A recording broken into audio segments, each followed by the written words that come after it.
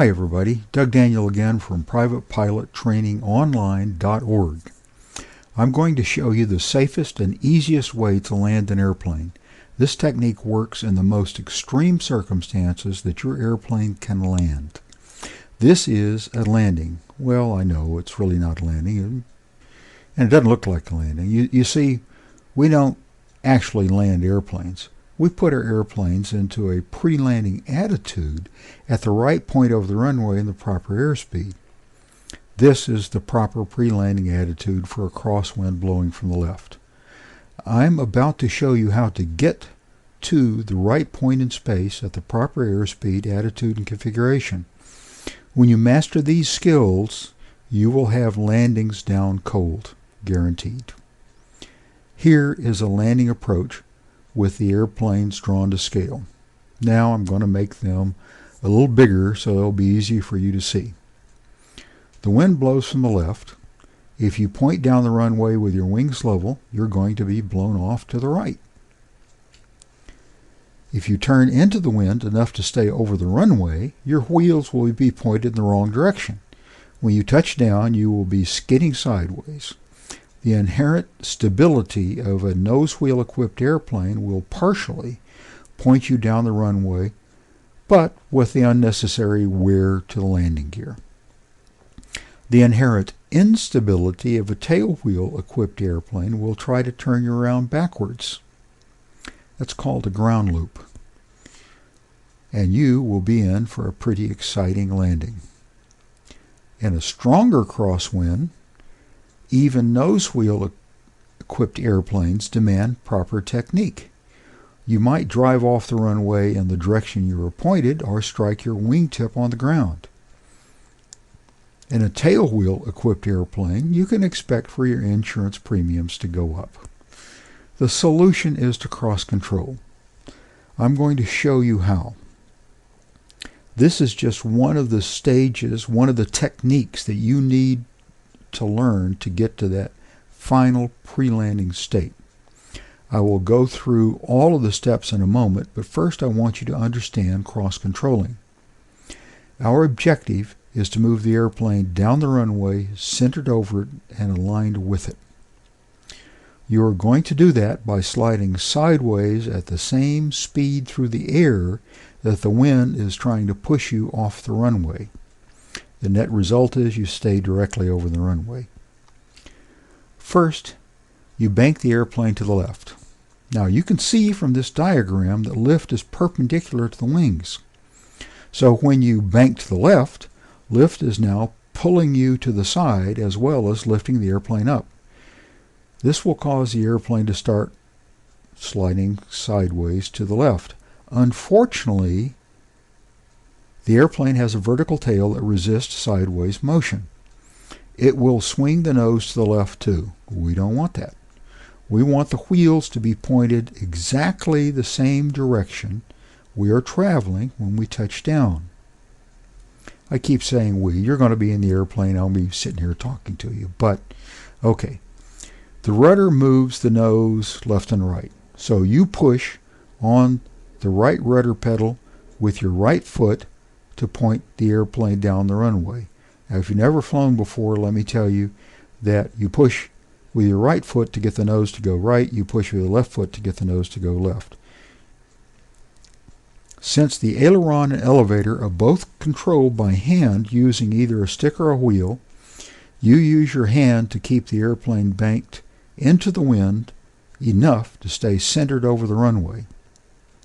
And you use your hand to control your height above the runway or your airspeed or whatever. Okay. When I first started teaching flying, I wasn't terribly confident. So I did pretty much what other instructors did. But, you know, I was completely blown away when I discovered that they did not teach their students to cross control on every landing.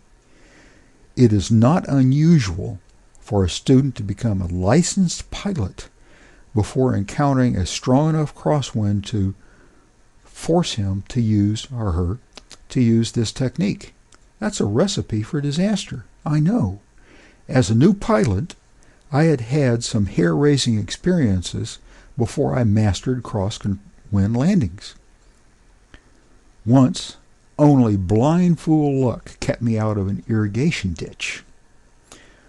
So, to develop good habits, I use crosswind techniques on every landing, meaning that I force myself to cross control on every landing.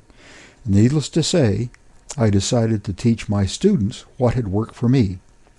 The amazing thing that was when I started teaching cross-controlling on every landing, my students mastered landing much more quickly. They landed with much more authority and confidence. I became a believer. Now, back to landings. Let me get you to that ideal state. We'll do this in 3 steps. The first step is the approach glide. This point we call short final. Your indicated airspeed will be whatever the flight manual tells it. The FAA recommends 1.3 times the stall speed in landing configuration if your manual is silent on this subject. Let me make a very important point here. To master landings quickly, you should use exactly the same indicated airspeed on every approach. Your landing gear will be down, your power very low or idle, flaps full, mixture rich, and carburetor heat on. Your wings are level. You have not yet started to cross control. You are controlling your airspeed with pitch and staying over the extended center line of the runway. You have not yet started to lift your nose to get into the landing attitude. Now you cross control your airspeed. Lower your left wing and push on the right rudder. Focus on keeping the airplane pointed down the runway with your rudder while you keep centered with ailerons and control airspeed with elevator. Here is some life-saving information.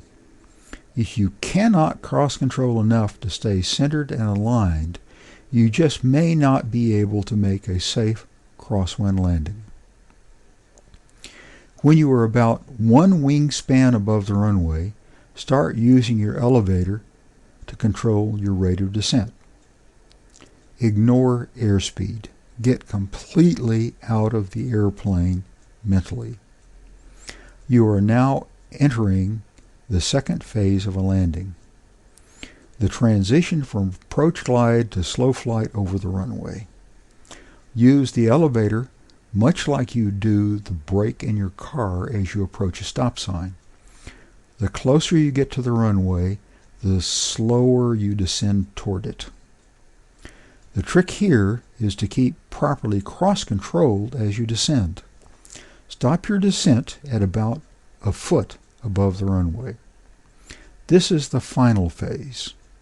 Your elevator takes on a new role, but you continue to keep aligned with rudder and centered with ailerons. Use your elevator to keep you off the runway. Keep flying at about a foot until one of 2 things happens. You stall and settle to the runway. We call this a full stall landing. Or your pitch attitude increases until it reaches the landing attitude. Once you are in the landing attitude, use the elevator to maintain that landing attitude. Since you are continuing to slow down, you're losing lift, and as you lose lift, the airplane will slowly settle onto the runway. Congratulations. Great landing. Okay, thank you for watching another video from PrivatePilotTrainingOnline.org. I covered a lot of material in a short period of time. So if you want a transcript of this video, just go to PrivatePilotTrainingOnline.org and sign in. And be sure to click the little like button below to tell your friends about all this free information. Thanks a lot. Doug Daniel from PrivatePilotTrainingOnline.org. See you again soon.